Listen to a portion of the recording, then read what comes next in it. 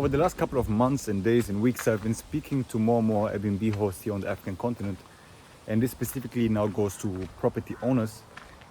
The problem I see there is sometimes or oftentimes they tell me that they want to sell their property and want to reinvest in another location. For instance, I had a phone call last time with someone who has properties in Diani, very beautiful location, very nice, more high-end, but he wanted to sell because he thought it's a problem of the season, so it's too seasonal that he doesn't make money throughout the year and does not get the maximum return on investment basically. So he wanted to invest in Nairobi.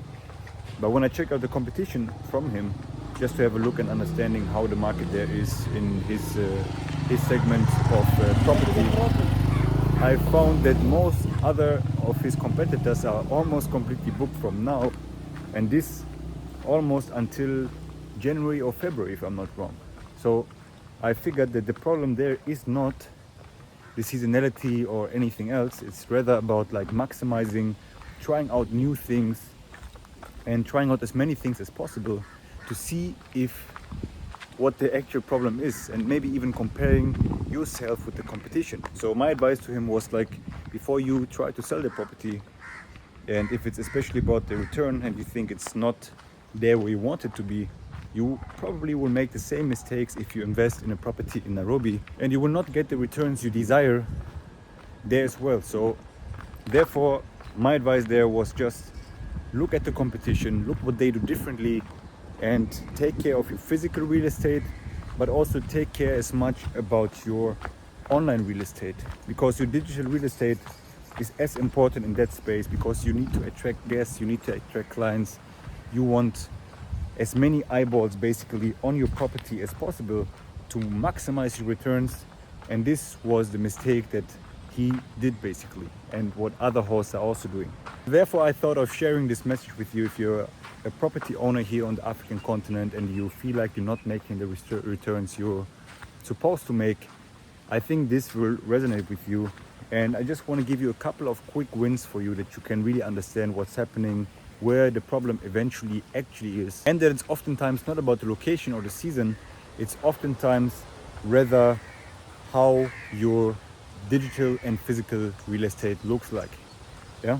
So the first thing I would tell you is really check out your competition, compare yourself to them. Even if you have a nice and beautiful property, check out how their online presence looks like, check out how their physical presence looks like through the pictures that you find on Airbnb, and then you can already get a good understanding of what they do differently than you. When I was looking through his digital real estate, I found directly that the pictures were not well shot. They were taken with a phone, not nice angles, it was not staged, so it was not prepared. It didn't make me feel like I'm in the property, so it didn't look very nice. So I'm here in Zanzibar right now actually, since Sunday, so I'm also visiting a couple of hosts here. But to get back to the point, it's more about the main problem there was that he was simply not having an optimized online presence. He was present on two channels, one was booking, one was Airbnb, but both of them were not 100% optimized, and they don't or didn't attract enough potential buyers or guests for this property. First quick win here is really check out and compare yourself to your competition. Yeah, if you have a 3-bedroom apartment in Diani Beach or wherever it is, or a standalone townhouse in Nairobi or in Accra, check out how the other properties look like first of online that are performing well. And for that you can simply check out the calendars, look how many bookings they have, if you check the availability, and this will already give you an understanding of which of your competition is working well, who is making money and who is not.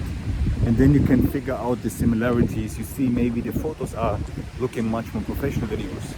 Maybe the order of the photos are looking better than yours. So for instance, if you have a pool or something and you don't showcase it in the first couple of images but the other ones do, then you might have a problem there and you're not maximizing, because this is something that's very important for most of your potential guests. If you have a hot tub, if you have something that's very unique like a rooftop or something where you have the views over the whole entire city of Nairobi or wherever it is, and most people in your area and your competition showcases this, and you don't, even if you have the same thing and they get bookings and you're not, this might be an indicator for you what you should showcase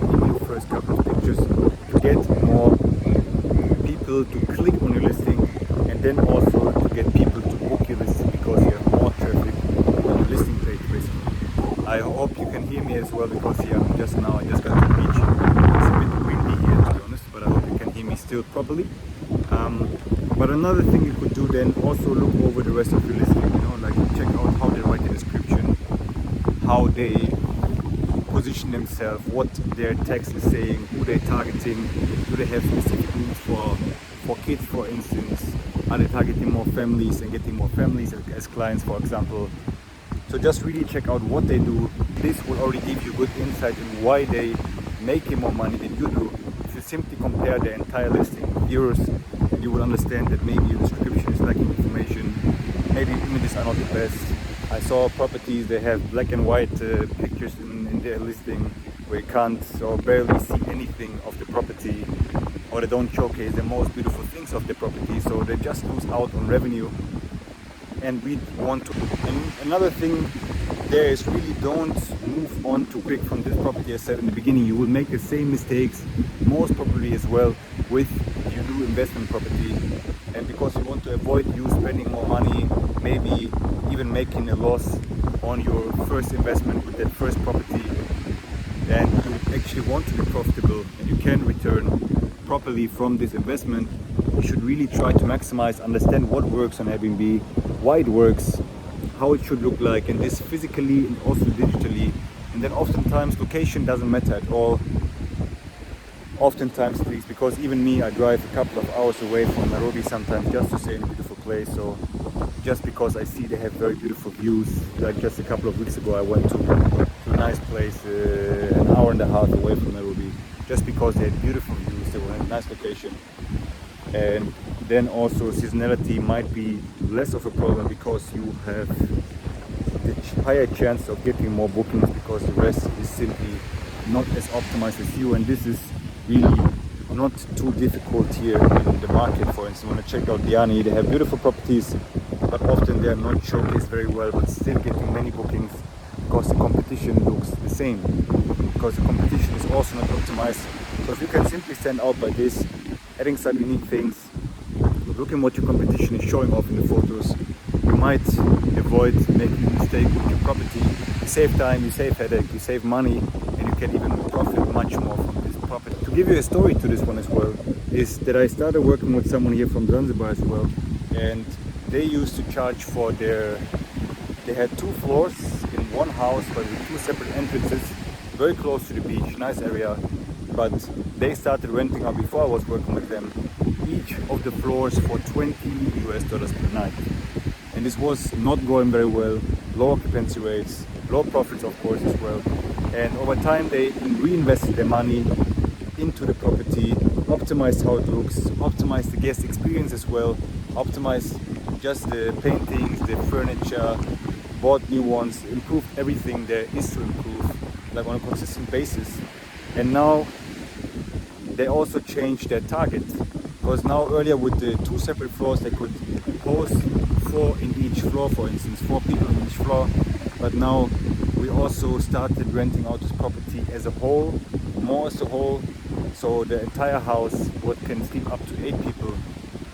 And because there's a quite high demand for larger groups, but the supply is quite low, now the prices we can charge with this property are in the regular season around minimum $120 to $150, and in high season even up to $250. And this just from a property that used to sell for $20 per night. So you can see how improvements can really change your entire business model. If you really focus on making your property better, putting more work into your property, on really figuring out what works and what doesn't work.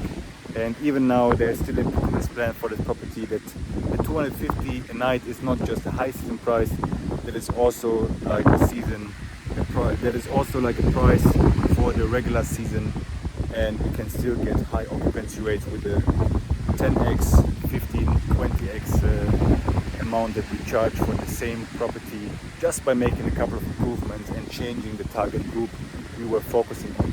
So I hope this helped you a bit to get an understanding of what to actually look out for, that you don't give up your business, because at the end of the day, if you sell your property you invest the money in another property, you will make the same mistakes over again, as I mentioned before. And this is what I want you to avoid. So really try to figure out what works for your competition, what works actually also maybe in other markets, even that you understand how you could improve your own property and get actually the returns you desire and that you actually deserve for the property that you have wherever it is. So I hope this helped you a bit to get an understanding of how to improve and make more money with the property before you sell it.